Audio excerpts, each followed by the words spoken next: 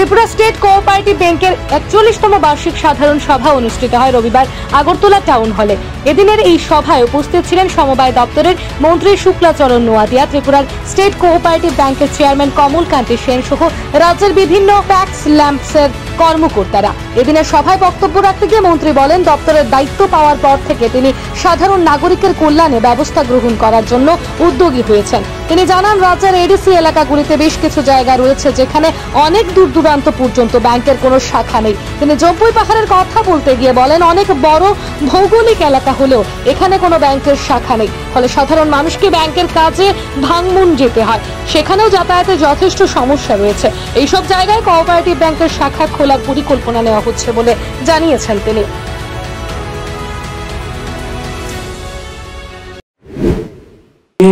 গত বছরে আমরা এই জায়গাতে আমাদের রাজ্যের মাননীয় মুখ্যমন্ত্রী প্রফেসর ডক্টর মানিক সাহা মহোদয়ের উপস্থিতিতে আমরা গত বছরের আমরা সেই রকম ভাবে একটা অনুষ্ঠানে আমরা অংশগ্রহণ করেছিলাম। আজকে এক বছরের পরে আজকে সেইভাবে আমরা এই অনুষ্ঠান আজকে বিভিন্ন আমাদের গত এক বছরে আমাদের রিপোর্টগুলি আমরা শুনেছি এবং আমাদের রিপোর্টগুলি আমরা দেখতে পেরেছি এবং আগামী এক বছরের জন্য আমাদের যে টার্গেট স্টেট কোঅপারেটিভ ব্যাংকের মাধ্যমে আমরা বিভিন্ন অ্যাক্টিভিটিসে যে আমাদের ইনকাম সেইগুলো আমরা পেয়েছি। আজকে স্টেট কোঅপারেটিভ ব্যাংক বিশেষভাবে আমাদের সকলের একটা অবগত আছে যে আমাদের কেন্দ্রে যিনি আজকে স্টেট কোঅপারেটিভ যিনি দায়িত্ব রয়েছে আমাদের ভারত সরকারের মাননীয় ইউনিয়ন মিনিস্টার অমিত শাহজি নেতৃত্বে গত আগস্টে আমরা দিল্লিতে প্রত্যেকটা রাজ্যে কোঅপারেটিভ মিনিস্টারের সঙ্গে উনি একটা সুন্দর বৈঠক করেছে এবং সেই বৈঠকে ওনার একটা নির্দেশ যে আগামী 5 বছরের মধ্যে যে কোঅপারেটিভটাকে এমন জায়গাতে নিয়ে যেতে হবে যে প্রত্যেকটা ভারতবর্ষের প্রত্যেকটা গ্রামীণ স্তরে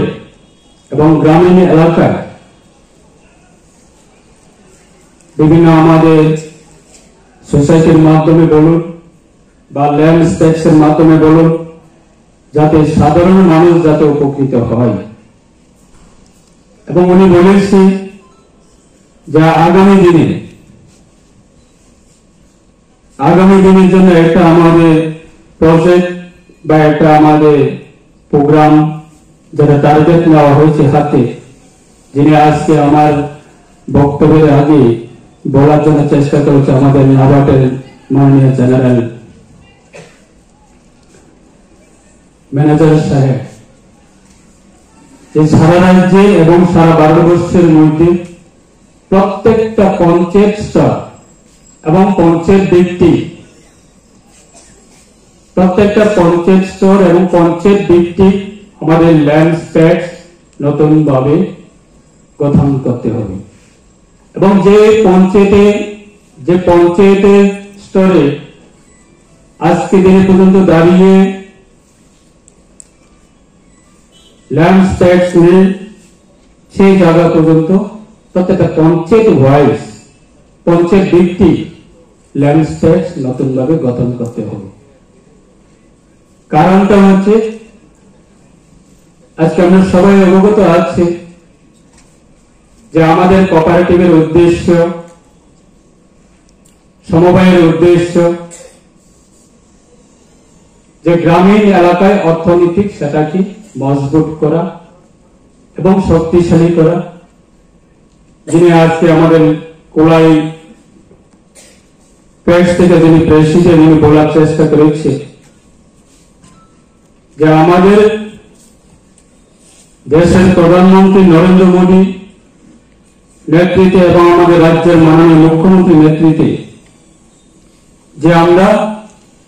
সারা রাজ্যের মানুষকে আত্মনির্ভর করে তোলা